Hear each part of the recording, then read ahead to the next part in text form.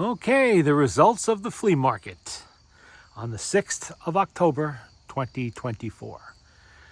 And this is the day of the lanterns and lantern accessories. It was also one of those days when everybody wanted to play Let's Make a Deal. Sometimes that doesn't happen, or maybe half the time it happens. This time there were people looking to make a deal before I even opened my mouth to question the sticker price. Which, only encourages me to ask for less. But anyway, as you can see, I have lanterns, I have depression glass. Well, it's not all depression glass. Some of it is just uranium glass. I'll explain that in a minute. I got some tools over there in the bag. Quite a few lanterns here, and some of these lanterns are very special, or at least different. Stuff you don't see every day. We'll start with the big one over here. The guy was asking $40. He dropped that to $15 before I even had a chance to say that's too much, which it actually isn't. Now, this is a fire hand in English. It says made in Germany. Now, the rule with these lanterns is because of the war, the factory was captured by the Russians, and the family that was making these had to flee to the West. And once in the West, they opened another factory to continue production of lanterns. They've been doing it since like 1890s, 1892 or 3, something like that. Now, if it says made in Germany on it, that means this lantern was built before 1945. So it's pretty old. It's got a nice glass too, but I'm going to get to the glass in a minute, the shade. There's actually 2 of them here. There's a small one in the back too, also made in Germany. If it says made in West Germany, which the company, which is still in operation, still makes these lanterns today. If it says made in West Germany, that means that it's, post-1946 production. And this one, of course, does actually say made in Germany. It's the number 280. And here, you see that shade? That shade is actually for an Embry air pilot, of which I have. They're kind of hard to find because, the originals all had the E with the sunburst around it, number 30. I have a lantern that has the wrong shade in it. It's a really nice, clean Embry air pilot, and this is going to help that quite a lot. It's a beautiful shade. There's no cracks in it. There's a good shade in another lantern that's going to go in this one, so nothing's being wasted. It needs a little bit of work, but it's really not that bad. And it actually does have, is this one or the other? One of these has some kerosene still in it. All right. We have a signal lantern. Dietz, of course. Really clean on the bottom. There's no rust. It has the original shade. It has the burner still in it. A lot of these get electrified by people to use as decorations. This one has not been. It's original. That will be back in service before you know it. And since the depression glass is all here in front of me, or uranium glass, like the name suggests, this glass has uranium dust mixed in. Notice how, look at that deer. Yeah. Notice how it seems to have that unearthly glow to it. Well, if this was full dark and I hit this with a black light, which I'm trying to get to work here. Let's see. Here we go. There you go. That's a black light. Ultraviolet light. Look at that. You see how that starts to glow? I'm trying to make a display of this stuff. And it's really cool when you see this in full darkness and it's glowing like a neon sign. That is actually radioactive. Not majorly so. But you really don't want to eat off this stuff anymore because little tiny chips that normally get scraped away as you eat with cutlery and whatnot, you don't want that building up in your body. It is radioactive material. Who knows what it'll do? And all of this stuff was cheap. Sometimes you find someone that wants the world for one piece that's not particularly special. And I'm not paying that. I'm too cheap for that. But I will go for it if it's, less than $5.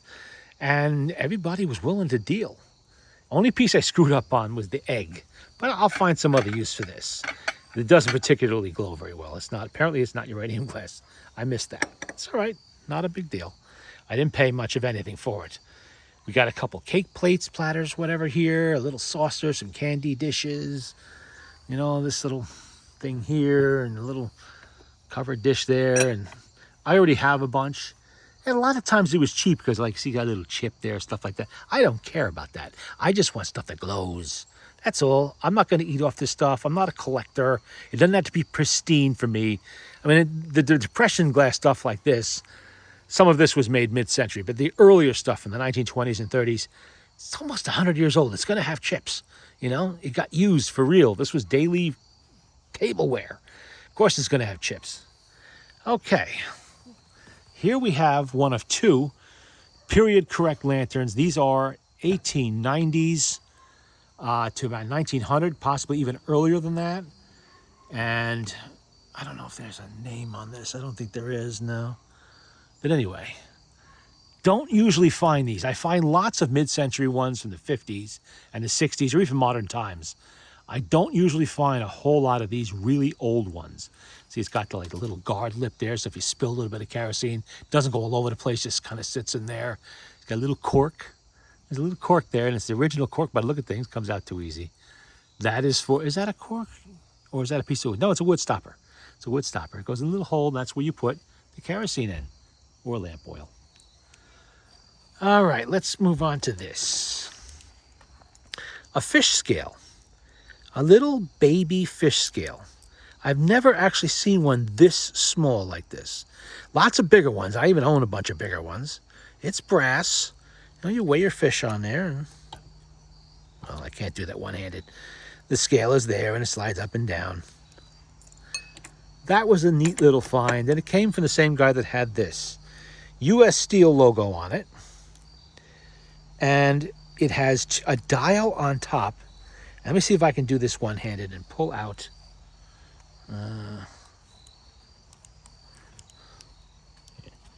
This is difficult to do. Hold on. Yeah, see that moving? When you pull the tape measure out, it moves on top too. That is really cool. I've never seen a like. I'm guessing it's 1950s or 60s.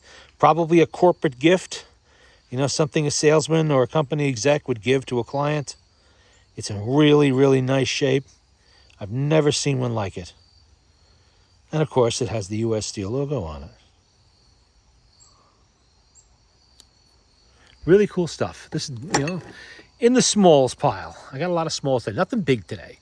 No big phonographs today. No giant toolboxes. Nothing like that. All small, manageable items, which is good. So I didn't have to haul a whole bunch of stuff around. All right. Let's see what we got here. Here, we have an original USA-made Dietz. This is the Comet, the little baby Dietz. And look what it says on the back. On the glass, made in United States of America. Dietz Comet. And you really can't see it, but underneath the wheel, the adjuster there, United States of America. It says it right on it. So this is, I'm going to guess, 1960s production, before they moved production offshore to first Hong Kong and maybe Korea, and then now it's all Chinese. Really nice. And it doesn't look like it's ever been used. I think I paid $5 for that.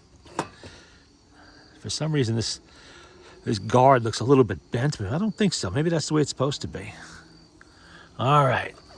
Another Furhand. Missing the globe, but that's okay because they still make this lantern. I can get that globe direct from Furhand. No problem at all. It's not even that expensive. And you notice it says Germany. Made in Germany, not West Germany. That's important when you collect these. That means this is pre-1945. Pre-1945, near. And look at it. Look how clean that is. No rust on the bottom. Not sure what the red band signifies. It's painted on there. And it's got the cap. Everything is there. The burner is there. The one part that's missing is totally replaceable. I can easily get that. Behind it, there's another Dietz Comet. That is just a parts lantern because it does have some damage to it. The red one in the back is a Korean lantern. That one is also safe for parts. It's missing the bail. It's missing something else. I forget what. But it does have a burner that could be used elsewhere. This was $2. very carefully maneuver around some of the depression glass here. Do not want to break things. Move that out of there. This over here. And let's take a look at this. This, I'm pretty sure, I'm not 100% sure. It may be a reproduction. It may not be. I mean, it's got some real heft to it. That thing is heavy. It is very well made. It's nicely finished. It is a boat lantern from Wales. It has a serial number on it. Over here it says made in Wales, UK. Some kind of little stamp on there, as you can see. It's all intact. It has everything. The burner is in there. The glass is good. It has a little bit of a dent up here. That I can straighten. That's not a huge deal. Just tap it up with a piece of wood. That'll straighten right out. And the price was right. I think I paid, it's going to come at about 25 bucks for this. And I did a quick spot check online, and some of these things are selling for hundreds of dollars. There are some cheap repops out there that really look it. They really, you can tell right away it's a repop. It's thin brass. It's, you know, chintzy looking. This is not. This is a real, this is a blunt object. This is really, you can really clobber somebody with this. But it looks cool, and when it's all polished up and I get it working, that's going to look really nice in my collection of little lanterns and candle lamps and stuff like that. And back here, we have an actual railroad lantern. Remember what I always say? Well, I've said it before with lanterns. It's not a railroad lantern unless it says it's a railroad lantern. I don't care if it has a red shade or not. You can have red, clear, you can have yellow, whatever. If it doesn't say it's a railroad lantern, it's not. It's just a signal lantern or it's a milking lantern. This one,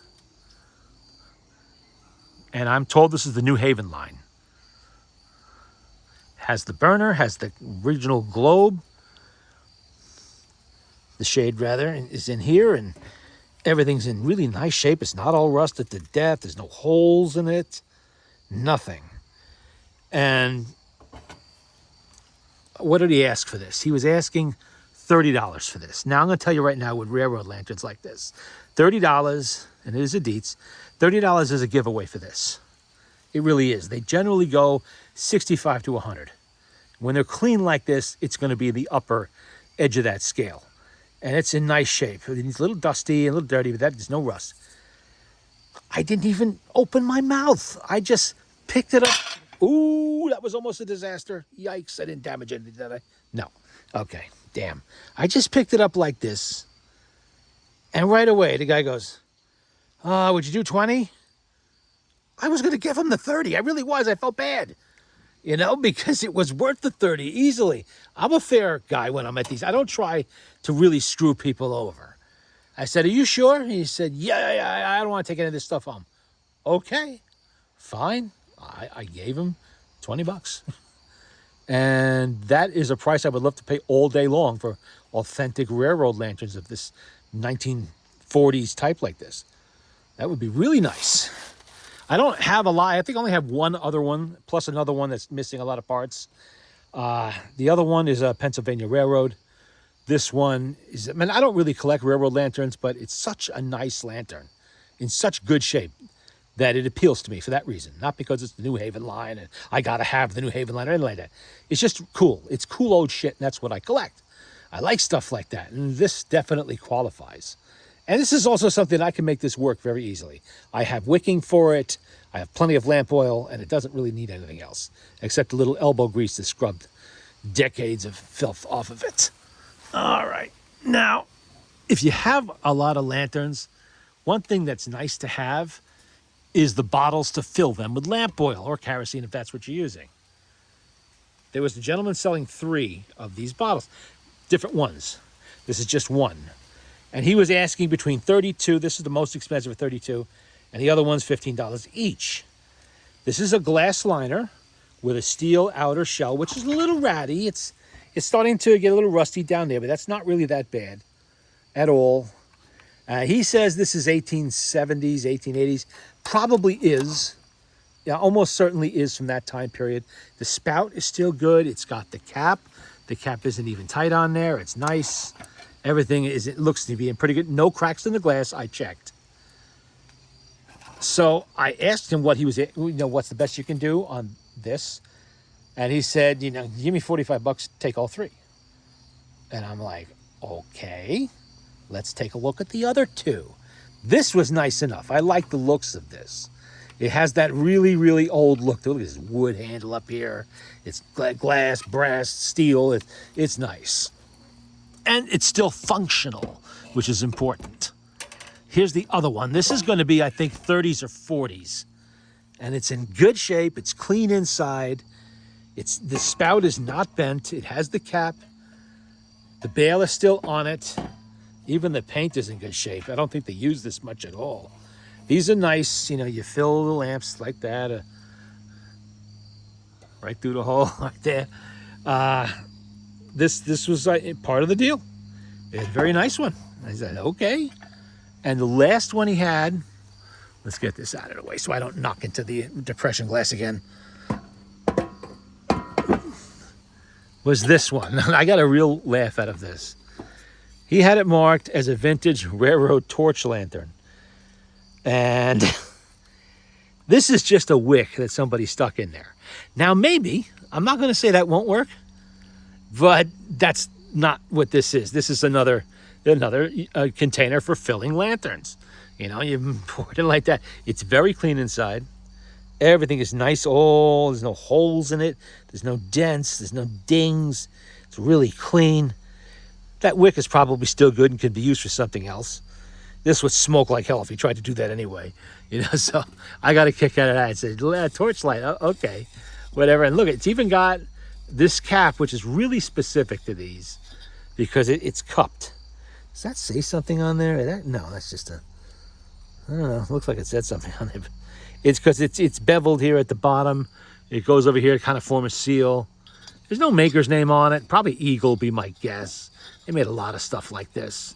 Same people that make, all of the squirt bottles for oil and stuff, like oil cans, little metal oil cans. No, getting it back on here is going to be a challenge one-handed. No, it's going. It's going. Okay. So I got all three of those, really good price. And I've been looking for one good one because it's a pain in the ass to fuel lanterns and such from a large container. It gets all over the place. You make a mess. It stinks. This makes it a lot neater. You pour it into here with a funnel, and then you can go and you can individually pour it into whatever you want to pour it into. And let's put that here. Here we have another vintage, very, very old lantern. It actually has a patent date of 1870. It obviously wasn't made in 1870. That's the patent date on it.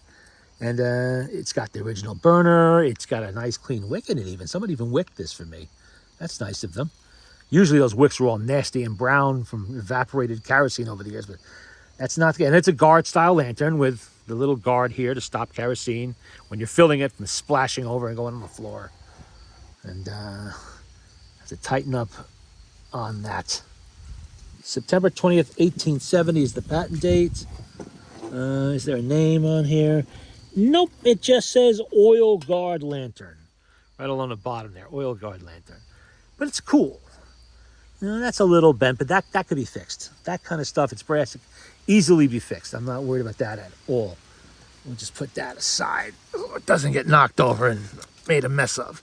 Now, I always love stuff like this. This is trench art. I didn't see much of it today. Sometimes I see a lot, sometimes not. Reasonable price was 30 bucks. This is what the soldiers would make when they're hanging around the barracks with nothing to do and they have a lot of time on their hands and a lot of brass lying around. You have 1911 45 ACP shell casings here.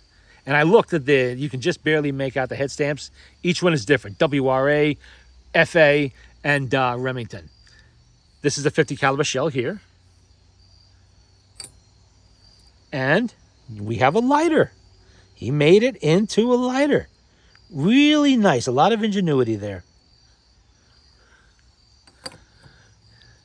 And this is, of course, the base is a 1943 90 millimeter SMC 1943. And there's the cross cannons. Nice. I like these. You usually do find them in some form of smoking accessory because everybody smoked back then. Everybody did. And, you know, you got these cigarettes free with the military rations. So you might as well make an ashtray if you're going to make anything else. So that's nice. We have a book over here I found for a couple of dollars. Youth literature from the time period of the First World War. Our Young Airplane Scouts at Verdun. For those of you who have forgotten, Verdun was 1916 and 1917. It was a knockdown, drag-out brawl against the French army against the Germans. It's a nice shape. I have quite a few of these books. And because standards have changed so much over the years, this book today actually reads like adult literature. I don't mean porno. Get your mind out of the gutter. Regular, for adults literature. And that was just the expected reading level of your average young teenager of 1918. Okay? Today, what passes for youth literature is just, it's garbage. But this actually reads like it was written for adults, this type of literature. So if I see these selling cheap and I don't have the title, I tend to grab them. I have quite a few of them lying around. They're nice. Interesting reads. This came out of an engineer's box. I don't know what it is. It's some kind of nipper or bending tool. It's going to be bending needle bars on my phonograph reproducers as I rebuild them from now on. And it's a nice shape. It's all nice. I think it's brass and it's nickeled, and maybe it's steel and it's nickeled. I don't know. It could also be a dentistry tool. I could see somebody grabbing a tooth with that. Maybe, although there is no teeth on it. There's no maker's name on it either.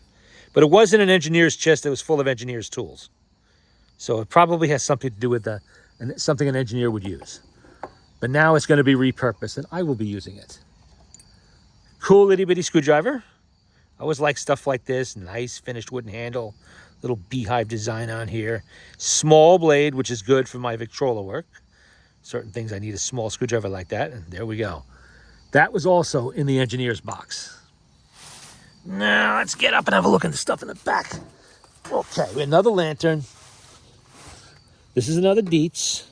Really nice Dietz number 2 Blizzard. And it is completely ready to go. It is fueled, it is wicked, it is clean, ready to rock and roll. Should I need it? I really don't have to do anything to that but clean it up a little bit. We have a Vietnam era helmet. At least I think it's Vietnam era. Not enough of a helmet collector to know, but it was kind of thrown in with a package deal that involved that brass lantern and a couple of little smalls there, and it's in good shape. The liner is suffering a little bit, but I don't wear these. I just use them as display items in my M37. So now there are going to be 2 of them on the seat. And these are getting a little pricey too. So when you can find one cheap, essentially 20 bucks, it's worth getting. When they're in decent shape and they have the liner. Ooh. Okay, tools. We have a Proto modern era 3/8 ratchet. These are nice ratchets. They got a beefy handle on them. Proto Professional is a top quality tool. This is expensive as all hell. You buy this from Proto. A couple of dollars at a flea market, and it's a fine tooth head. Very fine tooth. And it's totally backed up by Proto. Stanley Proto Corporation. You contact them. If you break it, they'll take care of you. So that's always a nice find. And strangely enough, the guy that had this didn't even seem to know what Proto was. He thought it was some off-brand Chinese something, even though it does say USA in the small print on the head there. Well, okay, whatever, I'll take it. We have SK Wayne, 62 to 69, or 68, one or the other. Half-inch drive, really nice, clean shape. Look at that head on there. It's the original head. You can always tell the replacements because they tend to be, blued or parkerized or whatever they did to them. Nice shape. Everything works. I recently found out I can no longer get these from SKS. I received one that was missing this, the changer here, the little switch piece on it. Just that. Everything else works fine. I contacted SK, I'm sorry. I contacted SK, and they could not provide me with a rebuild kit for this. And they could not provide me with a new tool either. So they gave me a $98.05 gift card, which I then went on their website and I purchased for, I think it was $86, a 1/4-inch drive flex head long ratchet, which I don't have. And it's USA made still. It's one of the old stock, USA made with the round head. So I grabbed that. So if you happen to have a broken SK tool 1/2-inch drive ratchet, you cannot get this replaced anymore. You will, however, get a gift card. This one doesn't need replacement. It's a collectible tool. It's SK Wayne, which was only used in the 60s briefly while Symington Wayne owned SK. We have a really nice crescent wrench here. You can see Jamestown, New York. That's when New York used to make more than just bullshit. There you go. Crescent tools, 12-inch. I love these. And it's in really good shape. Everything's working nice. Whenever I see something like this, especially when it's selling cheap, we're talking like $5, I definitely am buying it. Let's put that over here. And then we have one that's a little bit more abused. It's also Crescent, also Jamestown. Somebody got creative with the bolt of the bag, literally $1. I have parts. I can fix this, and I will clean that up. That will clean up no problem. This one's only, this is a 10-inch, that's a 12-inch. Whoops, making a mess. Brand spanking new Craftsman, USA Craftsman. Ratchet. VJ series. Nice condition. You cannot get these anymore. These are gone, people. You know, you're not getting this USA style anymore. You're getting something made overseas. Junk. I love finding stuff like this. This is a new condition pretty much. Pair of USA vice grips. Original pre-Irwin, I believe, vice grips. And all its teeth are intact. Getting harder to find. And the foreign replacements are just don't hold up as well. These are nice. When I find them, I hoard them. That is not getting away from me. Thorsen ratchet for $1. Can't beat that. USA Thorsen. It works. There's nothing wrong with it. I will use that somewhere, maybe. If not, I'll find it at home. This I thought was interesting. This is Craftsman. Old school, my guess. 1940s, maybe 1930s. Chain wrench, obviously. There is no part number on there. No, somebody's initials on there, but there's no part number anywhere on this tool. Very unusual for Craftsman because they like to keep track of things and, you know, they would put part numbers on everything. First time I've ever seen one, I think. A Craftsman tool did not have a part number on it. But that's all right. You know, it's an interesting Craftsman collectible. I'm going to clean that up. Enough of vapor rust. I'll have that looking like new again. And it'll go right into my tool collection, along with that stuff. Anything I didn't cover? No, I think that pretty much covers everything. The depression glass, the book, the lanterns. I got all the lanterns, right? Yeah, I did. Except the parts ones in the back, but that's all right. Those are just parts lanterns. But that's it for today. That's the haul. Nothing big. Just a lot of small stuff. And maybe because it's late in the season, and people are starting to think, I don't want to hold on to this all winter, but everybody wanted to make a deal. Everybody. I love that.